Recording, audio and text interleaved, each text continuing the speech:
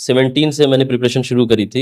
It's been more than 7 years. तो काफ़ी लंबी जर्नी है, लंबा स्ट्रगल था। 2 मेंस लगातार नहीं हुए थे तो ज़रूर हताशा थोड़ी हुई थी और समझ नहीं आ रहा था कि कैसे प्रोसीड करना है। अगर मुझे अपॉर्चुनिटी मिलती है as as collector, as SP या फिर जो भी पोस्ट मुझे अलॉट होगा, तो मेरे पास जो कैनवास होगा बड़ा होगा, लोगों की मदद करने का मौका ज़्यादा होगा। भाई ने अपना करियर थोड़ा उसका कॉम्प्रोमाइज़ हो गया मेरे करियर की वजह से, क्योंकि माँ पापा लगातार बीमार रहते हैं, तो किसी न किसी को घर पे रह के उनको सपोर्ट करना था। पढ़ने का समय कम मिल पाता था।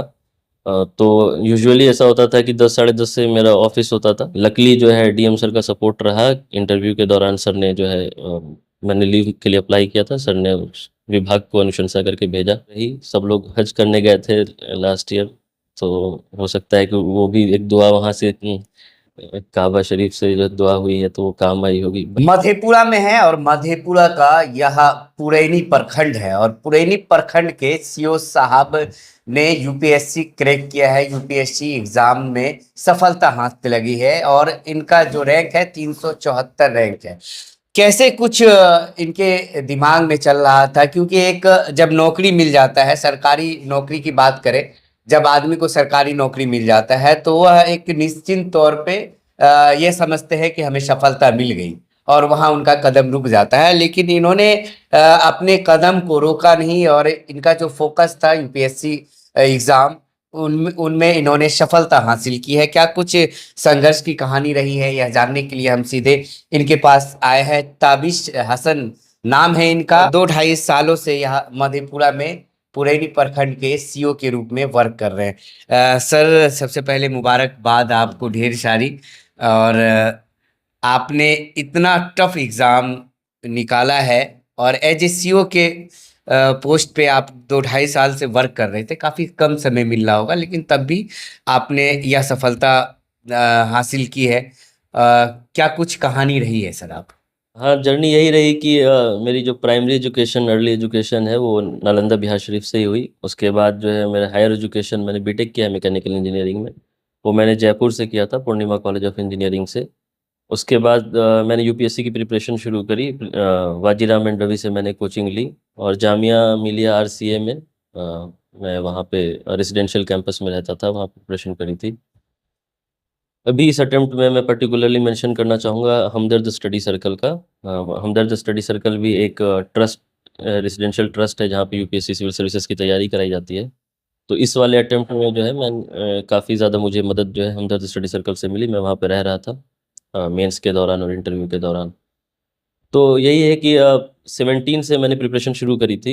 It's been more than 7 years. तो काफ़ी लंबी जर्नी है, लंबा स्ट्रगल था, लेकिन अल्हम्दुलिल्लाह लकली जो है 2021 से मैं state P as a state PCS officer काम कर रहा हूँ। तो एटलीस्ट वो जो एक डर होता है बेरोज़गारी का कि आप तैयारी कर रहे हैं, आपके पास कोई जॉब नहीं है, अनसर्टेनिटी इतनी ज़्यादा है, तो वो अल्हम्दुलिल्लाह वो ख़त्म हो गई थी पिछले 2 ढाई साल से। इस एक अच्छी जॉब में, एक प्रेस्टिजियस जॉब में मैं ऑलरेडी था स्टेट पीसीएस के। सर्किल ऑफिसर और revenue officer, grass root level पे, ब्लॉक और सर्कल लेवल पे एक अच्छी जॉब है। इसमें काफ़ी ज़्यादा रिस्पॉन्सिबिलिटीज़ हैं, लोगों की सेवा करने का मौका मिलता है। तो काफ़ी कुछ सीखा है मैंने पिछले 2 ढाई साल में, जो एडमिनिस्ट्रेटिव एक्सपीरियंस हुए हैं। आई होप कि जो भी मुझे सर्विस एलोकेट होगी आगे, उसमें ये एक्सपीरियंस मेरे काम आएँगे और मैं बेहतर तौर पे जो है लोगों को और बेहतर सर्विसेज़ दे पाऊँगा। चूँकि मैंने ग्राउंड पे काम करा है, फील्ड पे काम करा है, प्रखंड लेवल पे, तो आम जनमानस की जो समस्याएँ हैं, उससे मैं अवगत हूँ। मेरे पास अभी मेरी जुरिसडिक्शन काफ़ी लिमिटेड है, क्योंकि मैं ज़मीन से रिलेटेड ही ज़्यादातर मेरा जो वर्क प्रोफ़ाइल है, विकास और डेवलपमेंट में डायरेक्ट मेरा अभी रोल नहीं है। इनडायरेक्टली तो है, हम लोग ज़मीन देते हैं, लेकिन डायरेक्ट नहीं है। तो उस तरह का जब मेरा, अगर मुझे अपॉर्च्युनिटी मिलती है एज़ कलेक्टर, एज़ एसपी या फिर जो भी पोस्ट मुझे अलॉट होगा, तो मेरे पास जो कैनवास होगा बड़ा होगा, लोगों की मदद करने का मौका ज़्यादा होगा, तो मैं डेफ़िनेटली इससे सीख कर अच्छी तरह से सर्व करूँगा। आपकी अभी शेड्यूल क्या रहती है स्टडी करने की? क्या कुछ था, क्योंकि वर्कलोड काफ़ी होगा एज ए सीओ के रूप में। ज़मीनी विवाद मधेपुरा में काफ़ी ज़्यादा बढ़ा हुआ है, तो इसमें कैसे आप पढ़ाई कर पा रहे थे? हाँ, शेड्यूल थोड़ा टाइट था, क्योंकि पढ़ने का समय कम मिल पाता था। तो यूजुअली ऐसा होता था कि 10 साढ़े 10 से मेरा ऑफ़िस होता था, 10 ओ क्लॉक से यूजुअली होता था, तो 10 बजे से लेकर 5 बजे तक। लेकिन चूँकि हम लोग का नेचर जॉब का ऐसा है कि आप 5 बजे भी आप फ्री नहीं होते हैं। तो हर दिन लगभग 6 7 8 बज जाता था मुझे फ्री होते हुए। तो 7 8 बजे के बाद मैं घर पे थोड़ा रेस्ट करके डिनर विनर करके घर पे लोगों से बात करके, कॉल पे, माँ बाप से, दोस्त लोगों से, तो उनसे बात करने के बाद जो है मैं थोड़ा फ्री होकर फिर पढ़ाई करता था देर रात तक, लगभग 3 4 बजे। मतलब मेरा कोई ऐसा फिक्स शेड्यूल नहीं था कि मैं 4 घंटे पढ़ूंगा। जितना खींच सकता था खुद को, जब तक लगता था कि नींद नहीं आ रही तब तक खींचता था, 4 बजे या 3 बजे तक। उसके बाद फिर सोता था, फिर सुबह उठ के वापस जॉब। लकली जो है डीएम सर का सपोर्ट रहा। इंटरव्यू के दौरान सर ने जो है मैंने लीव के लिए अप्लाई किया था, सर ने उस विभाग को अनुशंसा करके भेजा। तो वो सपोर्ट रहा, मेरे वरीय पदाधिकारियों का सपोर्ट रहा। काम जितना मुझे दिया जाता था मैं कोशिश करता था ईमानदारी से जल्द काम कर दूं। तो वो लोग भी समझते थे कि पढ़ाई कर रहा है, तो वो लोग भी सपोर्ट करते थे। चाहे वो मेरे एसडीएम सर हैं या उस टाइम के तत्कालीन सीईओ हैं, एडीएम सर है, डीएम सर है, तो सबका सपोर्ट रहा, आम जनमानस का बहुत प्यार मिला। तो इस वजह से इस सफर में कभी ऐसा लगा हो कि नहीं हो गया, एज ए सीओ ही ठीक है, इतना मेहनत अब नहीं करना? कभी मन में उदासपन, कभी ऐसा कि हार मान गए हो इस चीज से, कभी कुछ? हाँ, जब 2 मेंस लगातार नहीं हुए थे तो ज़रूर हताशा थोड़ी हुई थी।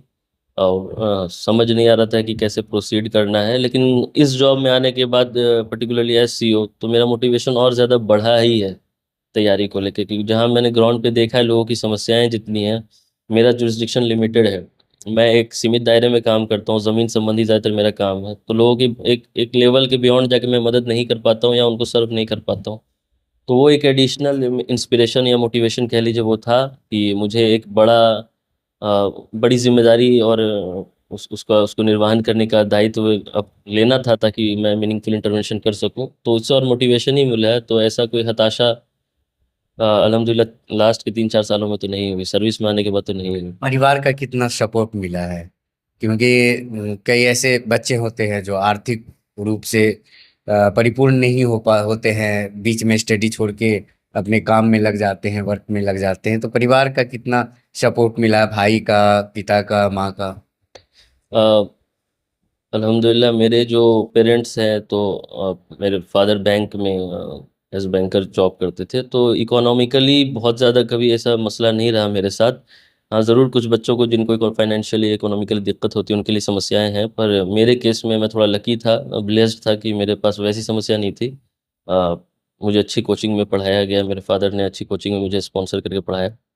और भाई का हमेशा सपोर्ट रहा। भाई ने अपना करियर थोड़ा उसका कॉम्प्रोमाइज़ हो गया मेरे करियर की वजह से, क्योंकि माँ पापा लगातार बीमार रहते हैं, तो किसी न किसी को घर पे रह के उनको सपोर्ट करना था। तो भाई जो है वो कंसिस्टेंटली जो है घर पे पापा मम्मी का ध्यान रखता है, मम्मी का ध्यान रखता है। और उस वजह से ही मैं फ्री होकर इधर ध्यान दे पाया, क्योंकि इस जॉब में मुझे छुट्टी भी नहीं मिलती है, लॉ एंड ऑर्डर ड्यूटी होती है, तो हम लोग ज़्यादा छुट्टी भी नहीं होती है मेरे पास। मम्मी तो डेफिनेटली माँ तो माँ होती है, वो तो सेल्फलेस है, उनको पढ़ाई से ज़्यादा तो ये रहता था कि अच्छा खाना खा रहा है, सो रहा है टाइम पे, उनका वो ज़्यादा फोकस रहता था। तो उनकी भी दुआ रही। सब लोग हज करने गए थे लास्ट ईयर, तो हो सकता है कि वो भी एक दुआ वहाँ से, काबा शरीफ से जो दुआ हुई है तो वो काम आई होगी। बहन मेरी छोटी है, अभी 12th दिया है उसने इसी साल। अल्हम्दुलिल्लाह फर्स्ट डिवीज़न से अच्छे परसेंटेज से वो भी पास हुई है, नीट की तैयारी कर रही है। तो वो भी भाई बहन का जो स्नेह होता है वो मिलता है। तो पूरे परिवार का सपोर्ट रहा। दोस्त भी मेरे कॉलेज में या फिर उसके बाद जो मेरे यूपीएससी प्रिपरेशन में कुछ दोस्त थे, तो फ्लैटमेट्स काइंड ऑफ, तो उन्होंने काफ़ी सपोर्ट। और उसके अलावा भी कुछ और दोस्त हैं मेरे, मेरे अपनी पर्सनल लाइफ में, तो उन लोगों का भी काफ़ी सपोर्ट रहा है लगातार।